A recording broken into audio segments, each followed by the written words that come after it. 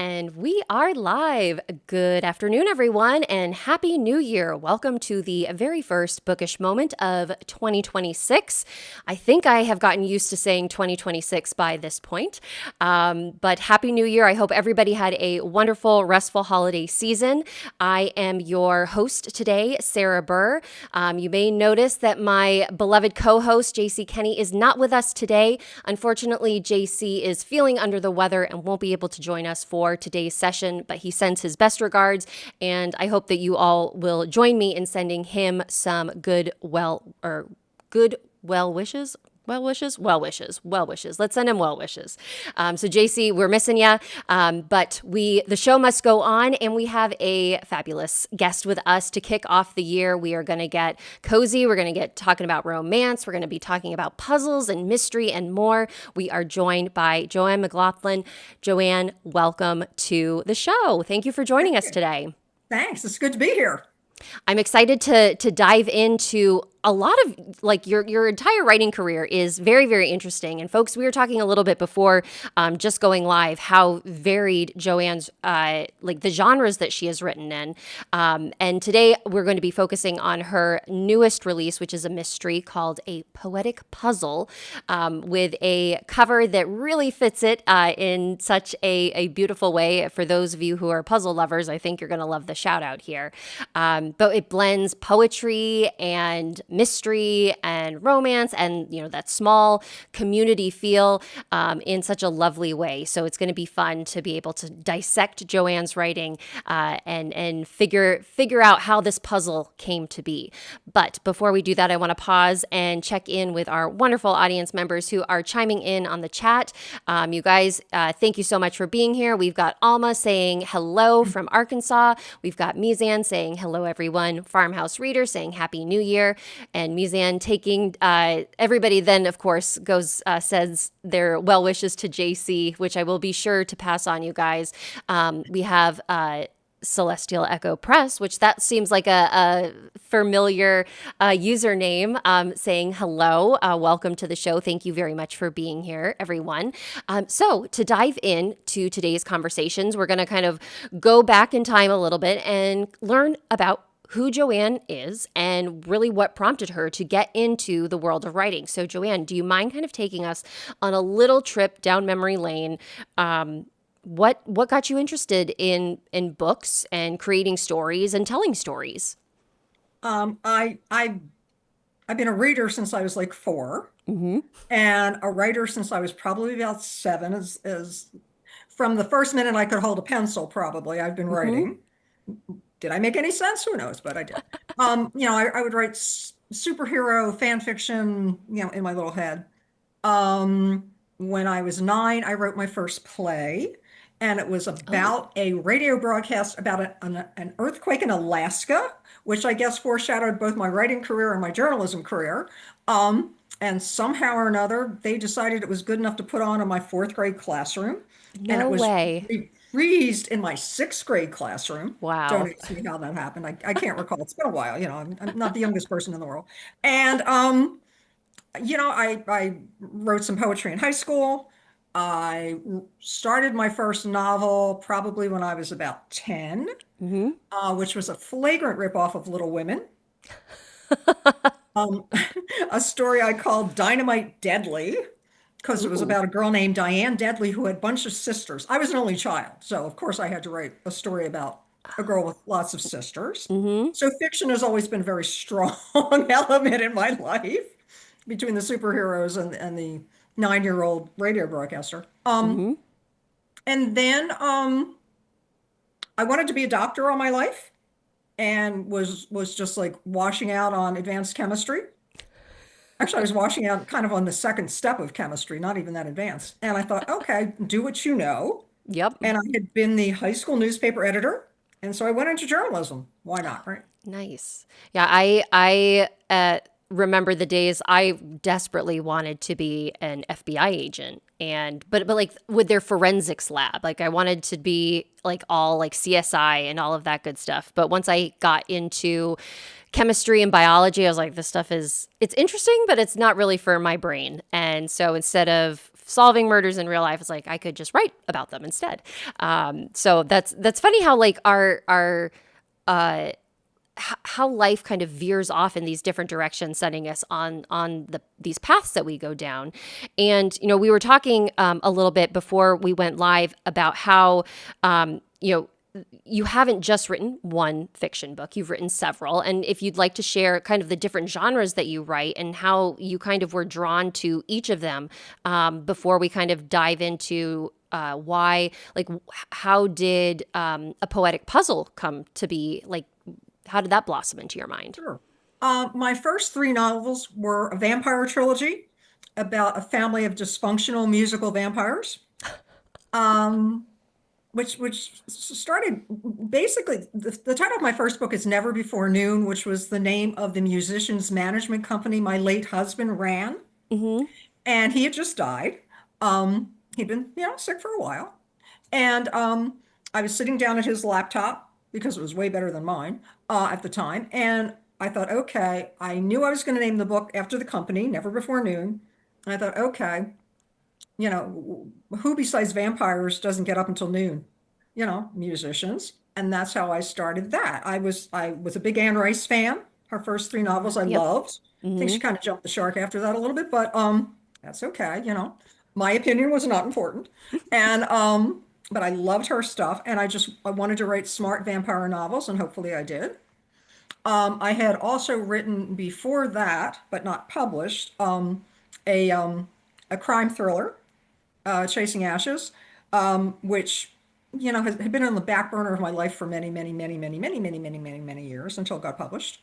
And but those novels were also very intense.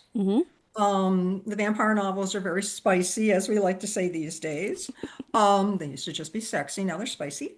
And but also smart, like I said, I hope. And the crime thriller was also very intense. And so I decided after I got out of journalism that I wanted to see if I could actually write a story that was lighter, that maybe even had a happy ending. And that's how I decided to write a cozy. And I did a lot of research insofar as I had COVID in April of 2022. Oh, gosh. And had 2 weeks. Well, this was sort of after, the first real flurry of it. I didn't have bad symptoms, but I was stuck at home, right? Yep. And I read every free cozy mystery that Amazon would let me read on, Amazon Prime free reading. And I read everything from Louise Penny to the Hannah Swenson mysteries. Yep. I read a bunch of them, and I thought, maybe I can do this. And I sat down and tried. I'm number one happy you did, because we now are here getting to talk about a poetic puzzle. But your story, I think, is so especially for writers who are out there who may feel like they're working on this project that is kind of like grinding them down. And I have always back in my like early days of writing, I thought that I was going to write this great psychological suspense novel. And it just got to be such a process of like, wow, this is making me feel bad. I just wasn't in a good mental health space. And it's like, I need to like step away and write something that is light and joyful. And that's how I got started writing in the cozy mystery genre. I was like, wow, like I don't feel like, throwing my head against the wall every time I'm done with a writing session. Like maybe this is something that I can do. And so finding what makes or works for you, I think is such a brilliant move of like, yes, like if you want to feel lighter, write lighter. And that the way that you went about it by educating yourself and reading books in the genre and seeing what's been done versus, how do you come up with something that is in the realm of cozy, but it's new enough and different enough that it stands out against everybody else that's out there. So can you tell us a little bit about how you decided to, or how you met your protagonist, Mimi, who is she's a blend of a lot of different things. She's a poet. She is a adjunct college professor, and she's also a pet sitter. And the pet sitting I thought was just so funny and how much of her life has to revolve around pet sitting when she has all of these other things that are going on. So with that as your like as setting the stage, tell us about how Mimi came into your life. Okay. Well, it's funny because I don't like dogs, for one thing. That's how I Mimi first came. I really, am not a dog I person. would not have guessed that. I am not a dog person. My cousin's grandparents had a dog that was, overly friendly, shall we Hmm. say, Hmm. whenever I was young, and Tippy just scared the crap out of me. Yep. And so, Tippy. like I've always been, I've gotten a lot better. I live in a neighborhood where there are a lot of dogs now, and Hmm. so I've gotten a lot better. But so that part of Mimi was easy. Um, I think I decided to make her a poet because I wanted her to be a writer. Characters in all my books tend to be somehow or another involved with writing or marketing or some kind of profession like that. I mean, I wouldn't dare try to, be a nuclear physicist in a novel or something like that. So you're right, right. So I thought, okay, I'll Exactly. make her a poet. And Lord knows being a successful poet is really hard, you Mm. know. And I don't just mean from an artistic point of view, I mean from a commercial point of view. So the fact that she was a struggling poet would not be a problem. The fact that she would be an adjunct English professor somewhere would not be a problem, especially this day and age. The changes in that whole industry in the last 2 years have been really sad in higher ed. Mhm. But but also I thought, okay, here we are just coming out of, like I said, I started to write it in 2022. Here we are coming out of COVID, and people were, health insurance is an issue always for people. And so I thought, okay, let's bring all those three together. And so there's Mimi, who kind of like is trying to bumble her way into some sort of a real career. Mhm. And but is also at the same time living in the shadow of this incredibly famous, internationally known poet, like, one of three in the world, right? Probably.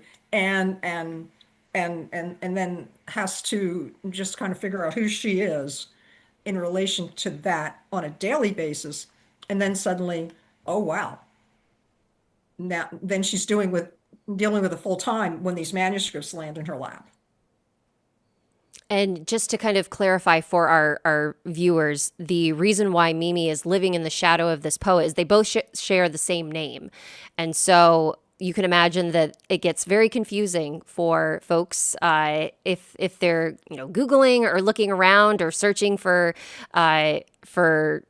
somebody's work and another name or another face pops up. I in the authoring world itself, it's just not limited to poets, but if you run into somebody who shares the same name as you, or that you've both somehow picked the same pen name, like the chaos that can ensue, it kind of it's like it's an altering of your identity. It's like, well, no, that's who I am. Like, why do you have the same name as me? And so that I thought that Mimi's struggle with kind of figuring out who she was as both a writer, but as a person, was really relatable from like an artistry standpoint. And before we kind of dive into that topic, Joanne, I want to circle back to a couple comments that we have in the chat from Alma. Had said when we were talking about, you had wanted to be a doctor, but of course, science got in the way. She had wanted to be an archaeologist. She's still very interested in them. But reads about them rather than having become one. And then she also says, I don't get up until noon after retiring. So that's somebody else that you could add to retired vampire musicians. Before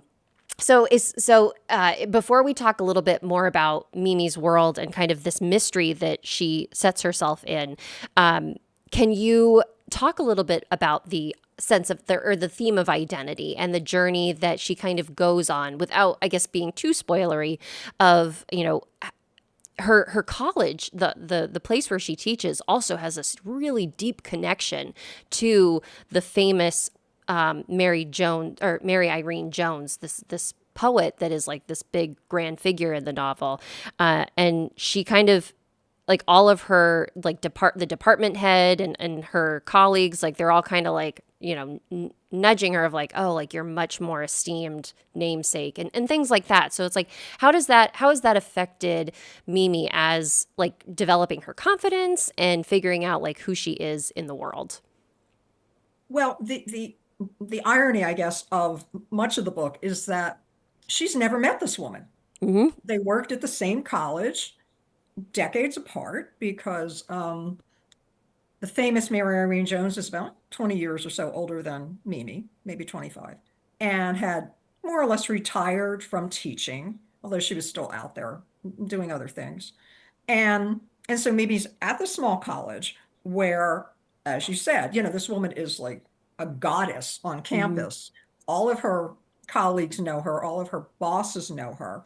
And here's little Mimi, struggling to get a couple of classes a week and to try to patch together a career.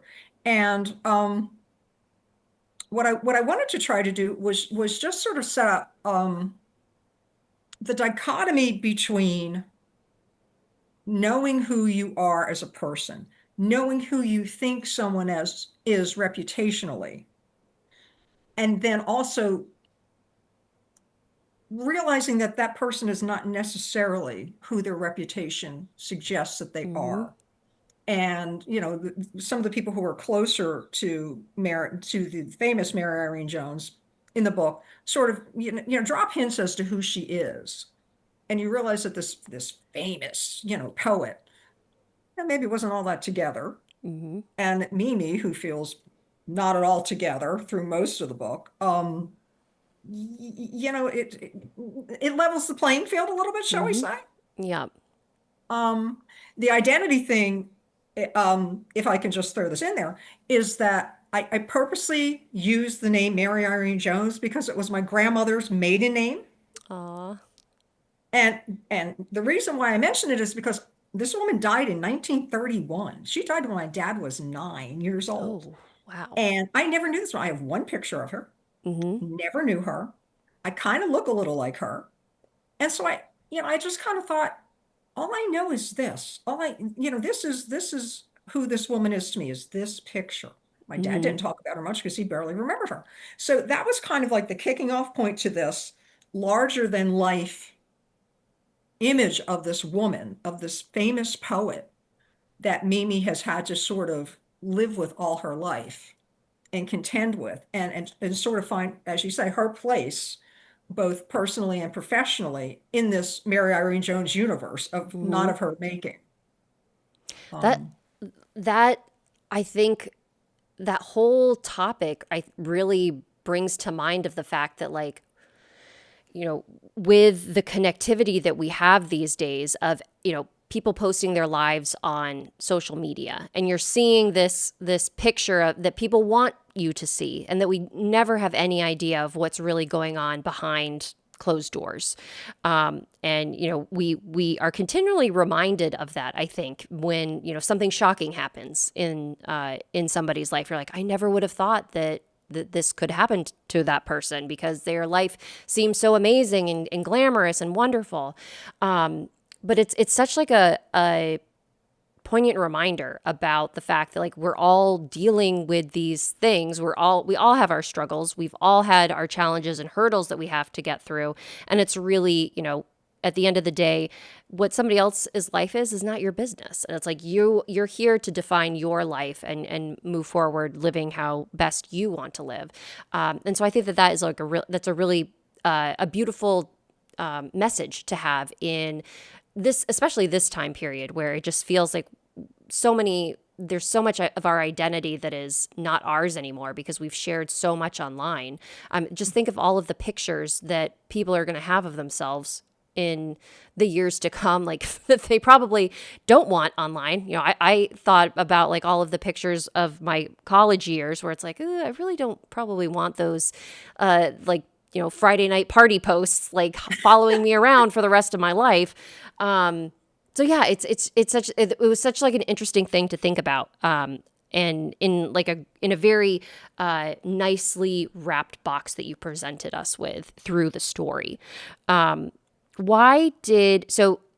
Really quickly, going from like your Chasing Ashes and your vampire books, why did you want to do a mystery specifically?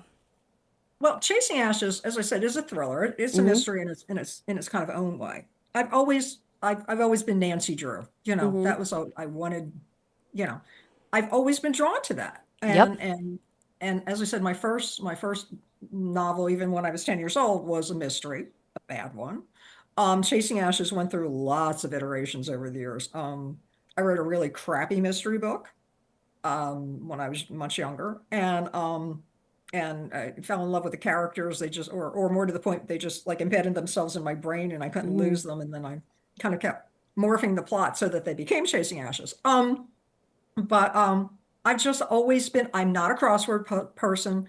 I don't like word games. I don't play Wordle or any of those things, in the New York Times. I'm not one of those people, but I do like to figure out mysteries. Mm-hmm. I get really annoyed when I'm 30 pages from the end of the book and I know who's done it already. You know, Oh. I hate watching television shows, and I say to people I know, it's that person. That person was Mm-hmm. in the first 10 seconds. That person's coming back in the story. I'm one of those people. So I just wanted to write that kind of book. And again, like I said, I wanted to write a less intense book. I wanted to write a happier book, a funnier Mm-hmm. book if I could. And I know, the whole identity thing I was just talking about, my grandmother makes it sound very, very serious, but it's not. I like to No, think it's it's not. It's serious. like it's a very fun. It's very fun, and I love the romance aspect because we have a detective Mike Quinn that enters the picture, and it's one of those. It's a setup that you don't often see where you have the law enforcement kind of butting heads with the sleuth, but in Mhm. this case, that's not like Mike is kind of open to Mimi's help and feedback and all of that good stuff. And it was just like a very refreshing light read, and especially the mystery itself. I think is going to pleasantly surprise readers because it is so different than what you maybe traditionally think of when you pick up a cozy mystery. So I think that in itself like makes it such a breath of fresh air. Well, that's great to hear. I also think, if I can say, I think Mike Quinn is really out of his element on this one too. I mean, he's a cop. Hmm. He doesn't look at poems. He doesn't have any idea what to make of any of the stuff that lands in his lap as well as Mimi's. And I And think that's why but the fact that he can it kind of admit to that and be open to it, like, wow, what a what a refreshing viewpoint to have. It's like instead of becoming a little disgruntled, it's more of like, okay, like I will take your help. We just have a comment from Alma regarding about social media, saying a good thing that we didn't have social media when she was growing up. Yeah, it's that. I mean, that's something that, like, thinking about on a grander scale, like just how much stuff is going to follow people around for the rest of their lives. But you mentioned Mike not having any idea what to do with poems and poetry. But I'm wondering if you might share one of the poems that you have in the book with our readers and regale us with a little bit of a performance, if you would. Okay, sure. Now, Perfect. this poem is right in the beginning of the book, and it comes in before the first chapter, and it is signed only M.I.J. So at that point, you don't know who it is precisely. Okay.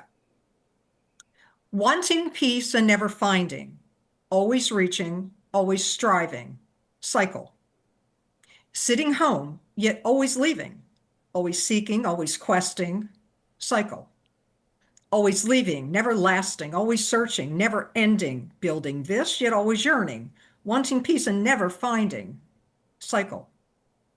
Always lonely, always tearful, always waiting, always fearful, always watching, never seeing, wanting peace and never finding, always hiding, always seeking, cycle. We do snaps for poetry. That's it's such a nice way. It's such like it's such a like both light but also a little bit of a haunting way to frame what is to come. And I'm wondering, I'm looking at our clock right now, and our time together is running short. But what was the experience like writing the poems that you have in the novel to work with the story, or was it really just kind of like an effortless experience? Because I could see how like the poetry would just come out of the experience, but then there's also a more like logical, analytical side of like, okay, like how do I make a poem that works for this experience? Or how do I craft an experience that works for what I want to write my poem? Like, what was the process of incorporating poetry into the actual the scenes and such themselves? It, it was kind of the most painful part of the book, I have to say, because this is not my thing. I think there were only maybe three full-length poems in the whole book, this one being Hmm. one of them, the one I just read. And so what I tried to do was just write enough of a poem so that the reader would get a sense of what Mimi was looking at, and what she had in front of her, and what she was trying to use to interpret what was going on in Mary Irene's life at the time it was written. And so you might remember, and others will find out when they read the book, there are several things that would say, and she was looking at 8 different drafts of a poem that in almost all cases began like this, and there'd be like 10 lines, Hmm. and that would be it, because I wanted to just evoke a mood rather than, plaster people with poems constantly in the book. And given that I would never call myself a professional poet, um, I figured, okay, that's the safest way to go. I don't want to embarrass myself in this book. Other than that, the book came quite easily. It's actually the most fun I've ever had writing a book. Oh, nice. Well, Uh, was it something, and this is actually a question that we have from one of our folks in the chat, but are you planning on writing a sequel, or is there more Mimi in store, or? there, I am in the middle of writing what I hope is the final draft before I send it to the publisher. A second book with most of the characters. It also takes place at the college. Mm-hmm. Mimi, Mike, Sister Marlene, who's the president of the college, is back. Sharon Bernstein, who's the head of the English department, is back. They're Mm, a pretty good chunk of the cast of characters. excellent. Mimi's mom, who I adore. Um, Mary Mary Catherine Mm-hmm. Cass Jones, who every time I wrote her, I hear my mom's voice in my head. So they're all back. So, it's coming together, hopefully maybe sometime later this year. Nice, wonderful. Well, then we have something to look forward to. Um, this has been a lovely conversation, Joanne. Thank you so much for sharing your time with me this afternoon. If our conversation flew by, as it always does, So where can folks stay connected with you? Are you a newsletter, website, social media? Where's the best place to keep in touch with you and sure. hear what's going on? I am everywhere. My website is joannemclaughlin.net, my name.net. I'm on Facebook as Joanne McLaughlin. I'm also there as Joanne McLaughlin Writes. I'm on Instagram at Joanne McLaugh, which is kind of funny. I Um, do like that. I'm on Blue Sky. I think that's also my handle on Blue Sky. I do a newsletter, and if you contact me through my website and just send me your email address, I can get you on the mailing list if you want to be on there. Excellent. And as our part of our routine sign off that we do here at a Bookish Moment, we like to ask our guests to provide us with any books that they are reading, any audiobooks, any podcasts, movies, TV shows that you were entertained by over the past couple weeks, that we can add to our watch lists, reading lists, all of that good stuff. Sure. Well, I just finished reading Tom Lake by Ann Patchett, Oh. Mhm. which is not a new book. It's not her latest, but it came out a few years ago, which interestingly enough is about a family locked down during the pandemic and Oh. telling the story of the mother of the family, which I thought was really good. I also, just before that, had finished reading S.A. Cosby's All the Sinners Bleed, Mm. which is, sort of rural noir, I think is how they've characterized him. He's great. He's a great crime novelist. I just finished last night watching the end of the third season of Dark Winds, which Oh. is an AMC series based on the Tony Hillerman, Joe Lee Harp, and Jim Chi novels about Okay. Navajo police officers. Mm-hmm. Also not new, but I'd read several of the books a few years back and watched a couple of the seasons and just finally finished watching the third season, which was really interesting. Um, I've been reading a lot of Joe Nesbo. I hope I'm not mispronouncing his name. Um, the Norwegian detective writer, and like I'm now totally hooked on him. So Excellent. That's a really great list of recommendations. I'm going to have to add Dark Winds to my watch list because I'm always looking for a really good mystery show. And Alma's actually saying that she loves Dark Winds and she can't wait to read your book as well. oh well, thank you. That's two good things right in a row, Alma. Thank you. I think the only thing that I'm going to add to that lovely list of recommendations, I started watching a new true crime show that is called The Murder Tapes, which are I'm kind of more in I like the procedural aspect of true crime, seeing how the police are working and all of that, like the stuff that goes on behind the scenes, rather than kind of like the listening to families just breaks my heart, and it's like, oh god, like I like, don't put them through this. So I'm more of a person that I like to watch the shows that are with law enforcement, and the Murder Tapes is they do a lot of tapes of the them questioning the suspects and who the killer is. So that's been very interesting. And then we watched this new Netflix, I think it's a movie documentary that's called Evil Influencer, about, it was a Jodi Hildebrand, which the name, when I saw it, sounded very familiar, but boy, what a insane story that was. It was about a woman who kind of built this empire telling people, it was kind of like a cult leader type thing. And then she just ended up doing horrible stuff. So that was fascinating and terrifying and eye-opening. So yeah, what a wonderful light way to start off the new year in terms of viewing. But there's something about it that's like, you know what, if that's, as long as I'm aware that it's happening, like, it makes me feel a little bit more centered and like informed and calm. So those are my two recommendations for folks to, if they want to go down some true crime rabbit holes. Joanne, again, thank you so much for being here. This was an absolutely lovely conversation. Thank you for kicking off 2026 with me and sharing a poetic puzzle, which is available now where books are sold. You can head to Joanne's website, which I believe is in our show notes. And if they aren't in the show notes right now, they will be after we are done with our conversation. You can purchase all of her books through her website links. And again, we thank you, Joanne, for being here. We thank our wonderful audience members for joining us. We do have another show next week. Right now, we are scheduled for an episode on Thursday at 4:30 p.m. Eastern Standard Time, and my hope is that we will actually also have another episode on Tuesday for you guys, but we are waiting for our guests to confirm to see if they will be able to join us. So make sure to subscribe to our Substack notifications so you know when we have a new episode airing. But until we catch up again, everybody enjoy the rest of your week. Have a wonderful weekend when it gets here, and stay bookish. Bye, everybody. Thank you for being here. Thanks.